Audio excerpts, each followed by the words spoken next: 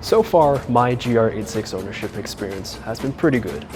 The car looks great, it's fun and lightweight, and consumables have been pretty cheap. But there's one issue that's been rearing its head after a few sessions at Sonoma. And that's brake fade. Now, maybe I'm just a bad driver and my braking zones are closer to braking zip codes, but even with upgraded fluid and brake pads, by the time I am on my third session, the brakes are quite spongy. And that doesn't really spark confidence when you are heading into a wall such as turn 11. Anyways, with less stopping power, I have to get on the brakes earlier, which of course means a slower lap time.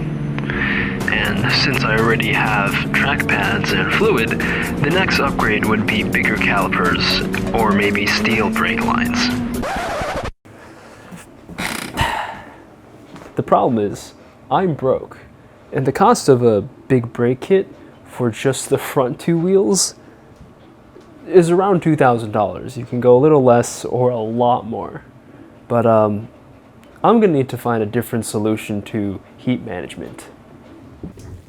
So, instead of being able to absorb more heat, what if we could dissipate the existing heat faster? Enter brake ducts.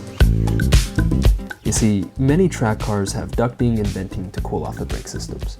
And if you think about it, this makes sense. It's a pretty big challenge. For most cars, the wheel sits within the wheel well of the car. And the braking components, such as the rotor and the caliper, sits in the barrel of the wheel. There is no direct path for air to get to the braking components. Everything is nested within each other. Since I'm already doing a rotor swap, some information about rotors. Most rotors are not solid. Instead, they are vented. This means there's a gap between the inside and the outside braking surfaces. This gap is so cool air can pass between the braking surfaces. Ideally, you want the air to enter the rotor through the top head here and have the hot air spun out through the two braking surfaces. Now notice there are vanes or heat fins between the two braking surfaces. This is to increase the surface area available to the passing air. More surface area, faster cooling. Throwing air directly at the braking surfaces of the rotor does cool down that side of the rotor, but this could lead to uneven cooling, which ultimately could cause warping or even cracking. Okay.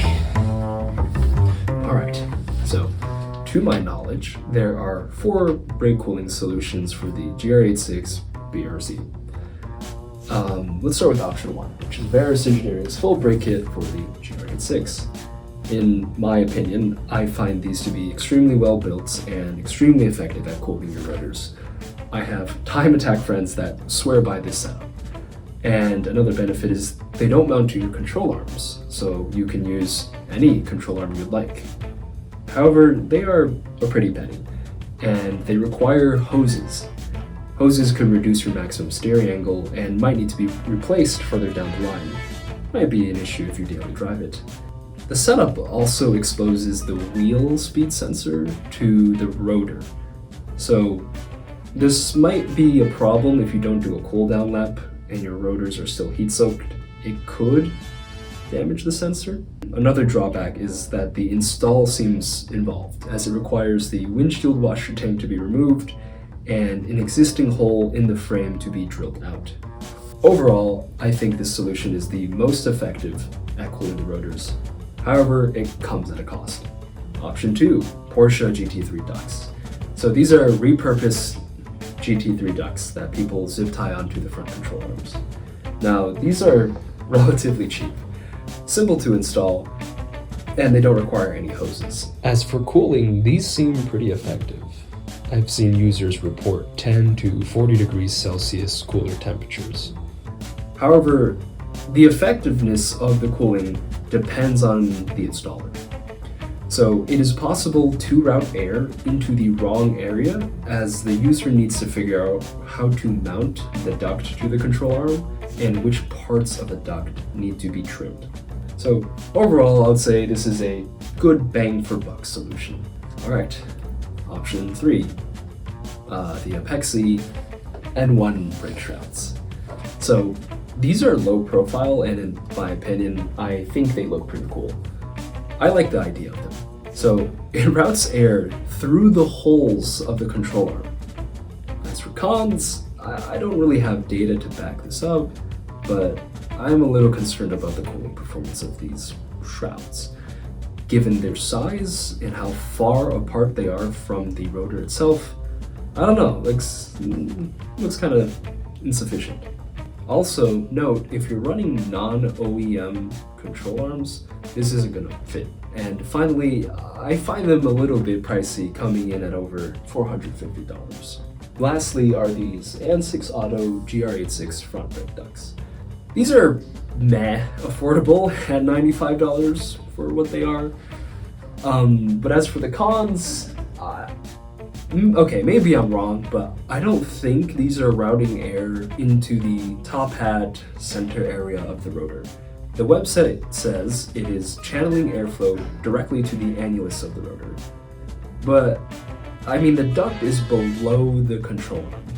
How does it bring air above the control arm and into the center of the rotor? Also, if it does route air into the center of the rotor, then why does the dust shield need to be cut? Oh, yeah, it requires the dust shield to be cut as part of the installation process, and it only works with the OEM control arm. While these come in at a moderate price, I question the effectiveness of the cooling. Maybe I'm wrong, maybe I'm missing something though. So these are my thoughts on the existing cooling solutions. Let me know if I'm wrong with anything. I don't have rigorous testing data on any of these, to be honest. And also let me know if there's another solution that's better. In the meantime, I'll be figuring out which one of these four I'll be choosing to install.